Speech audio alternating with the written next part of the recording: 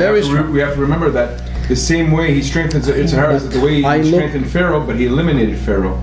But look, every day on my journey, it's a very hard journey. Yes. Yeah, but it's a journey that... And we spoke about it in the prayer about remember I had a whole talk about the prayer with davening, and every day I pray and I say, today my prayer will be more focused and more in tune than again and then again. Remember? And it just goes on. We need lots of help. Yeah, but this is actually, I think, a good thing, no, Rabbi? Because I didn't say it's a bad thing. I didn't say bad or good. I said it's hard. I didn't say bad. I said it's hard. We have to take into consideration what's going on, though. Yes, but I know one thing. I'm alert. That second I give in to the Yetzer Hara, we can't give in. No, just for once. Just for once. The second time will be much harder not to give in. Right? I know myself. I gotta be on alert. I can't give it to him once. Yeah, you're right, I don't want to give him one chance. One chance? Oh, it gets harder and harder. No, I can't. In order to stay with my head, my nose above the water, I can't. As hard as it is, I can't do that, right? But how do we do it? It's hard. So that's what I was saying at the beginning. We need help. When Hashem knows that we need help.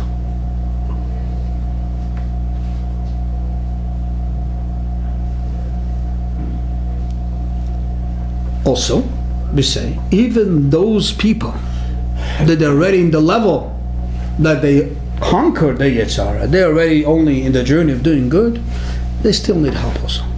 I think they I assume, need more help. I don't think so. In a way of sense where when if you overcome the Yetzer Hara, you have no more Yetzer Hara, then I guess you don't have any obstacle in this world to be able to get closer to HaKadosh Baruch Hu. So, you fly.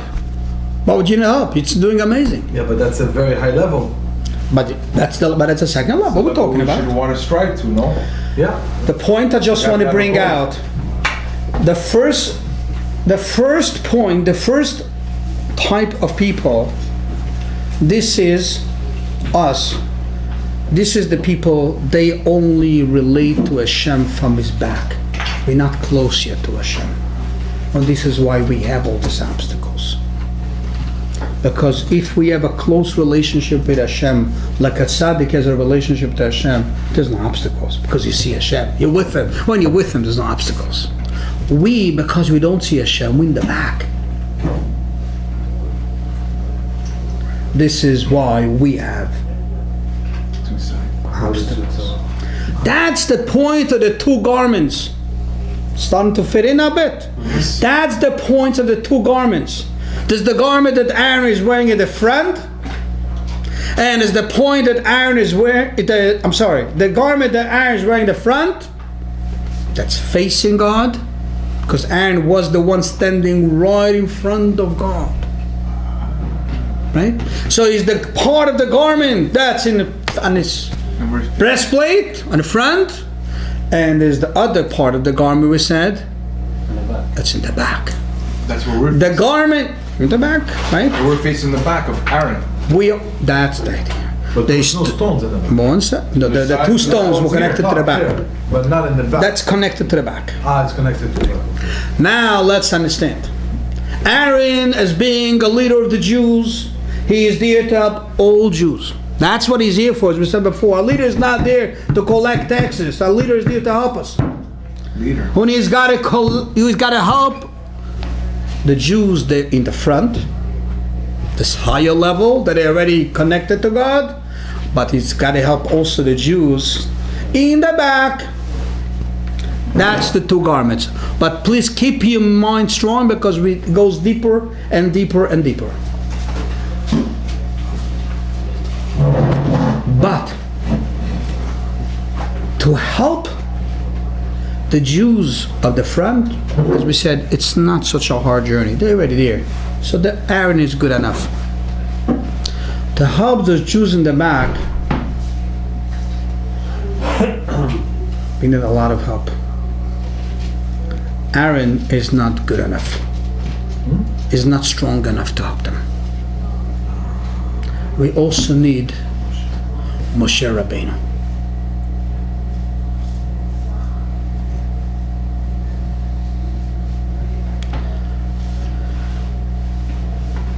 This is why the name of the stones, the two stones on the shoulder, you know what the name of those stones called? Shoham. What does it mean? That's the name of the stone, Shoham. We'll talk about a stone very soon. What does that stone reflect? But just the name, Shoham, that's what the Torah calls it. Shoham is the letters Shin, Hey, Mem, Shoham. But Shoham, Shin, Hey, Mem is also the name of Moshe. Moshe is Mem, Shin, Hey. Right? So these two stones resemble Moshe Rabbeinu.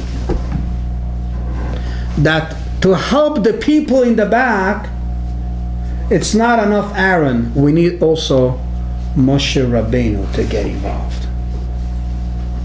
To help the people like us, we need Moshe Rabbeinu. Where does Moshe Rabbeinu get that strength and energy? That he can help those people like us that we lost. We have so many obstacles. Why is Moshe Rabbeinu so special? He's got the power to help us. This goes a very long journey. I think maybe we shouldn't have talked about it because it goes very deep. Go deep. We learned a few weeks ago when Moshe Rabbeinu came out of Egypt with the Jewish nation.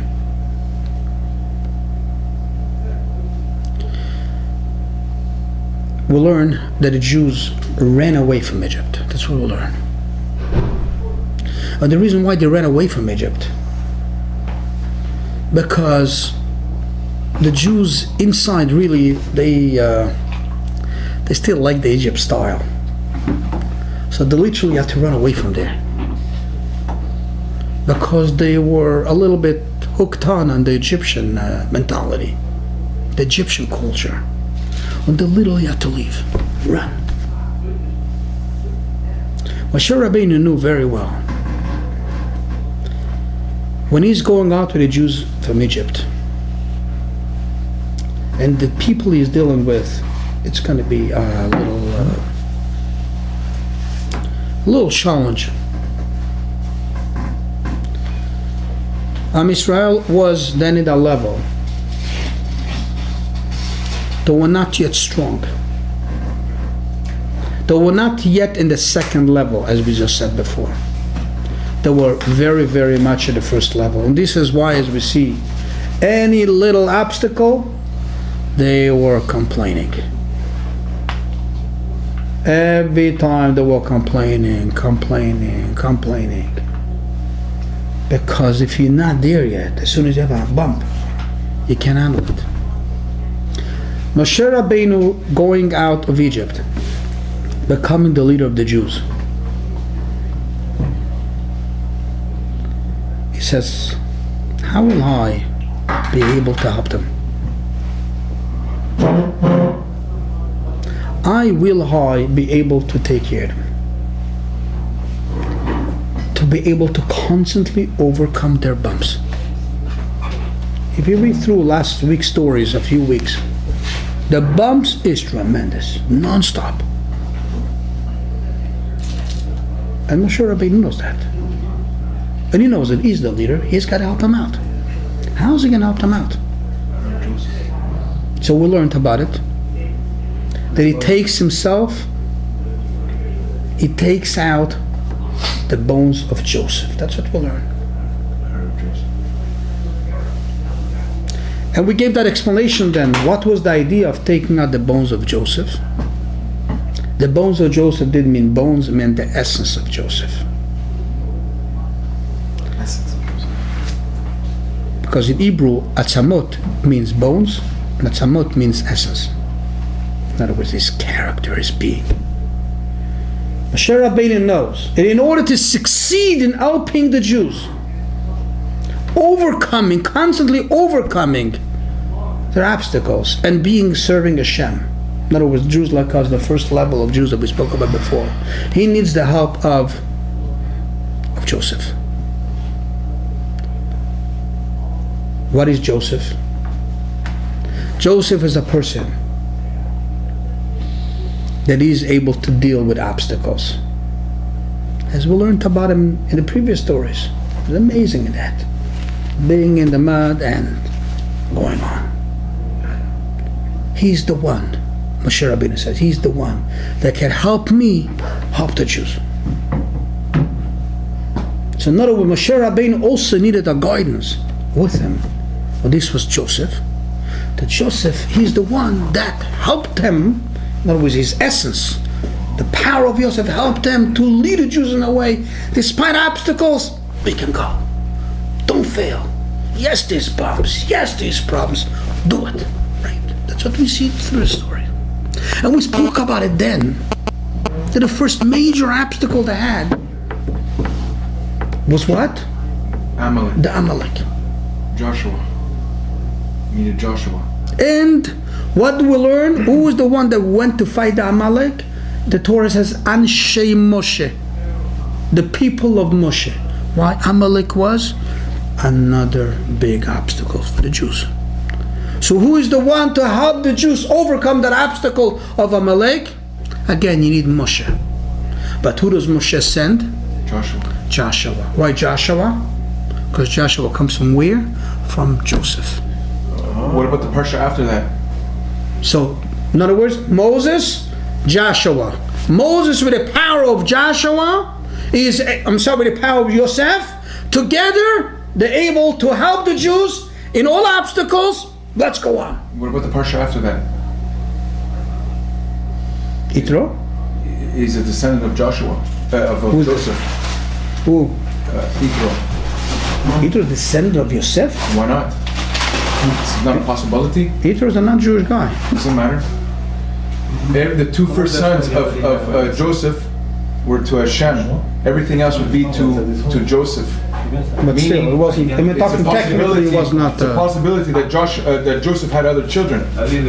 I don't know, but simply Joseph and Yeshua was.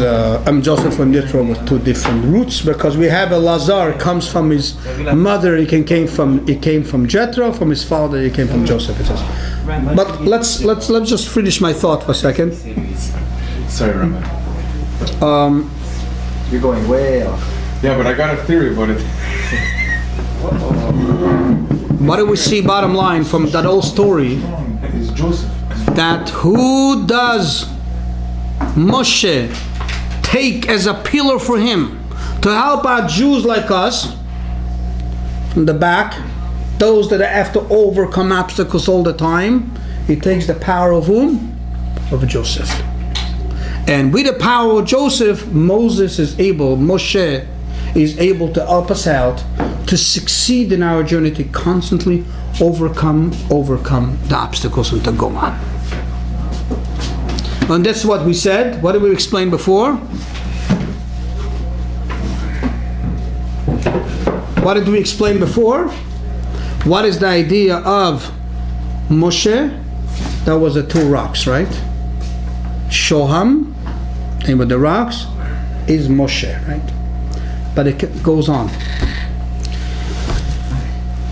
We should have time for everything, but Just a quick question on Yeah. Yeshua, from when he comes from the descendants of Joseph. And how, in which way? It's great grandson. Thank you. Great grandson? Yeah. One of the. Of Yeshua, sure. Oh, Yeshua. Yes, yes. Oh, thank you. Let's go on. If you have patience for me, we'll be able to get through it. But we said the power of Moshe comes from where? From Yosef. So now, we said those two rocks are for the back people, means for people like us, and this is why we need the rocks called Shoham. Shoham represents Moshe, and he's the one that helps us overcome our obstacles. But what do we say, Moshe himself, where does he get his strength from? Yosef. From Yosef. Where do we see it over here? Let's go on. Here, front, is 12 rocks.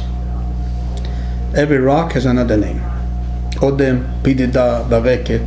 The Torah gives us 12 names. And every rock relates to one tribe, and every rock, one tribe is written. Why 12 rocks? We learn Kabbalah that from all precious stones there's only 12 precious stones. That's all there is, 12. All the rest of them is all derived from those 12. And why is the 12 precious stones? Because the 12 precious stones, they get the light from the stars. And it's an offshoot of the stars, and this is why they shine. 12 different stones get their glory from different stars, and this is why they shine in a different way. And we all resemble to the stars, right? This is what God gave the promise. So this is why we are the 12 stones, because the shine of the stones come from the 12 stars. Now, in the 12 stones, every stone is another name of the tribes. And as we said before, every stone is related to that tribe. We don't have time, and we're not going to get in now to explain every stone, even though there is exactly how every stone relates. For example, Odem. Odem is the first of the 12. Odem comes from the word red. A ruby, I think, is Odem. And the reason why it's called Odem, and the reason why it's related to Reuven, because Reuven, when he failed, he was not embarrassed to say, I failed. And that's the idea of the Odem, that he was doing tshuva, he blushed and he says, yes, I failed. And so on and so forth. Every color, every stone is related to every tribe. But again, we don't have no time to get into all that, because that's a long journey on its own. We just want to explain one of them. One stone? One stone, yeah. Okay, which one? Number 11. Joseph. The tribe of Joseph. Which stone was the stone of Joseph? Shoham. Shoham is the stone of Joseph. Of the 12 stones, that's Shoham. Shoham is Yosef. Yashfei is Binyamin. That's a 12. What do they mean in English? That's the name of this one. Shoham. Shoham is what we had here, no? Exactly. 11 and 12? That's what No, 6 and 6. No. But these are the same stone? These two are the same stone as the 11th stone. You missed out. These two, 1 and 2, is 11 and 12? No. You missed out. 6 and There's, because you can only work 2 in the back, right? So there's 6 and 6. Yeah. That's just for us to be able to see it. But in front, he's showing God each and single one of them as a special stone. As the stones itself. What type of stones were here? Oh, 11 and The 11th stone. Both stones were the 11th stone. Wow. That's Shoham. Shoham is over here. Shoham is number 11. What is 33. Shoham? What is that? 33? What is Shoham? Shoham and Yashfei. Shoham is the stone of Yosef. Yashfei, Torah language, there's names in all languages, but I don't know, is the stone of Binyamin. What? Binyamin, the next tribe, right? Yashfei, that's the name of the stone. Yemen was a special, Next tribe. Is a special tribe as well. Yeah, but we're not going to talk. He's We're not going to talk he's a about him. negative into We're a only positive, going to no? talk. He's a negative We're into a only positive. going to talk about one Israel. tribe. Only but 11. One stone. number 11. We can't go there because I said there's a lot to go, but unfortunately we're limited in time, so we have to really stick to that point. What is the difference between the stone called Shoham and the stone called Yashfei? In a physical sense.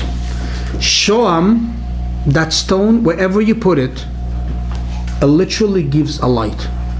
It lights up the place. That's kind of stone that is. Physical, that's what a stone. And that was Joseph.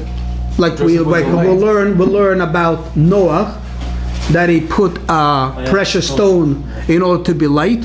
That's like the same idea. The stone of Shoham is a stone that it gives the light. It brings light. Yashfei from the other side is a stone, also a precious stone, but doesn't give any light. Only if a light reflects on him, only then you see some beautiful sparkling light in it. But he himself does not give any That light. could represent the moon. It's the idea, but that's not where we're going right now. This is the difference between two stones. Shoham is Yosef, and Yashveh is Binyamin. Wow. That's Why? amazing. Yosef, what is Yosef?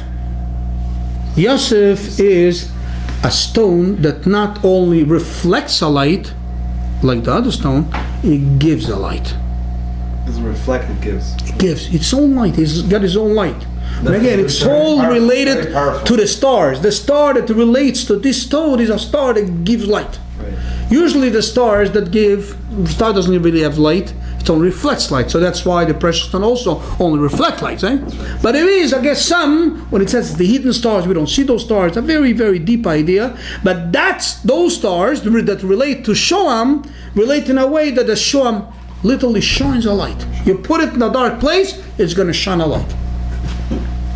Yes. In prison. Egypt. Yosham? Shoam. Shoham. Remember, Moshe Shoham, right? That's the stone of Yosef. And this is where Yosef is so different from the other brothers. Because the other brothers only reflect the light. Yosef is like the patriarchs, it says in Kabbalah. He's able to have his own light. Yeah, but Yehuda. Again, I don't want to go to all of them because we're going to get lost over here. Okay. We're only going to talk about Yosef because that's all it's related to us right now. But it's connected to Moses, right? Yeah, well, in a minute. Yes. So Yosef again is a shining light. This is why, just to connect to what he said, Yehuda himself. But Yehuda himself will learn where does it come to get his light? It comes to Yosef. Yosef.